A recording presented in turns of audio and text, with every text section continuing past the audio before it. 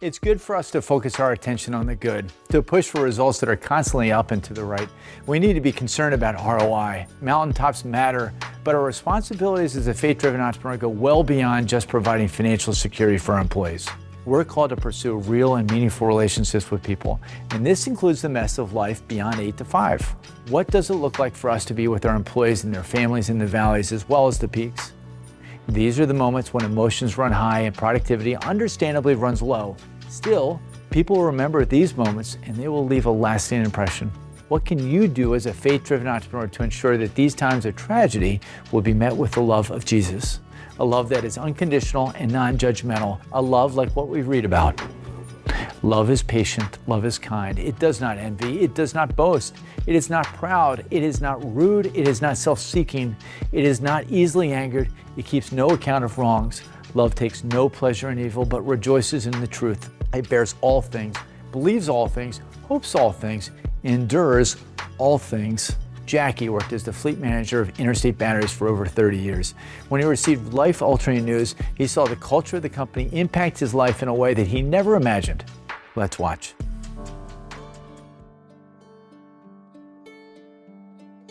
Well, at Interstate, I was the fleet manager, buying and selling all the trucks, vans, vehicles across the United States for all of Interstate Batteries, including independent distributors.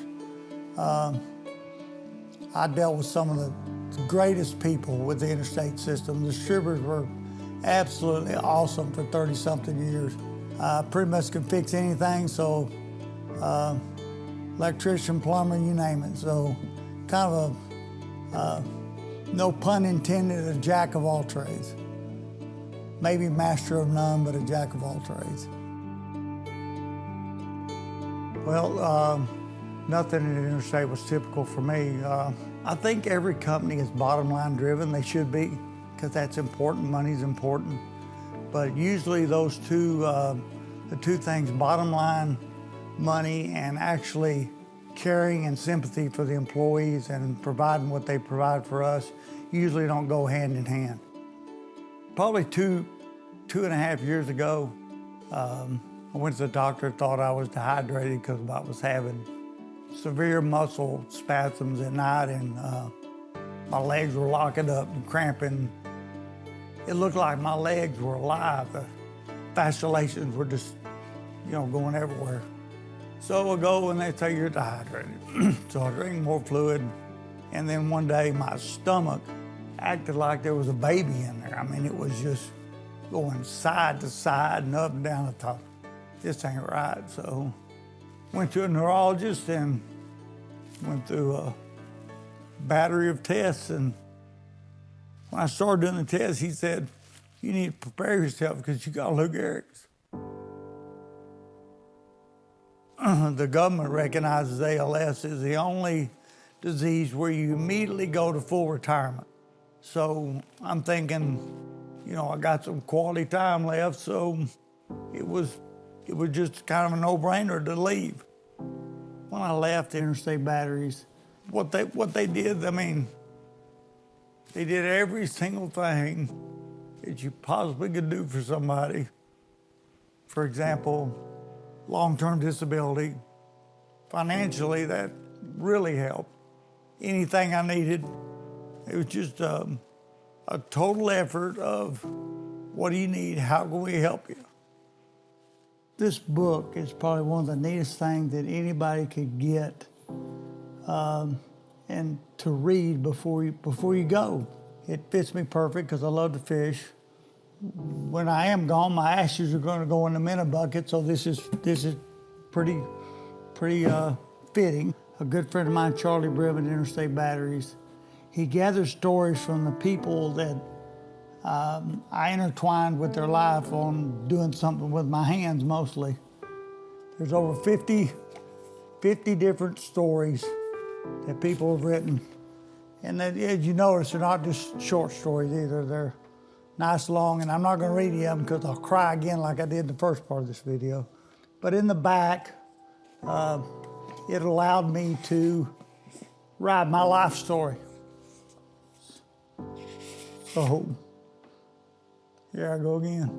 That's another thing this company does, that the way they treat people and the way that they care about people goes right along with what I was saying before. They're bottom line driven, but they have compassion. That's compassion, to do that for somebody. So I really never had any why me's, period. And that's the gospel truth. But I think it's important for people to know that God doesn't make mistakes. It's given me a time to reflect on how grateful I am for all the things that God's given me. I feel blessed. I've been married for 35 years to a wonderful woman. I have 2 wonderful kids, 4 wonderful grandchildren. If I had a chance to speak to all my family and friends, I would say, stop, just pause every day and thank God for what He's done in your life.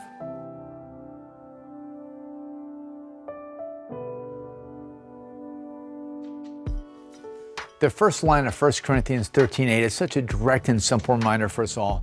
Love never fails. Love never fails, period. Times like these are when our faith will be tested, both as the person going through something and the person who's trying to be of support. Questions will be asked. Doubt will emerge. Despair will set in. What can you do to make sure you're offering peace rather than adding stress?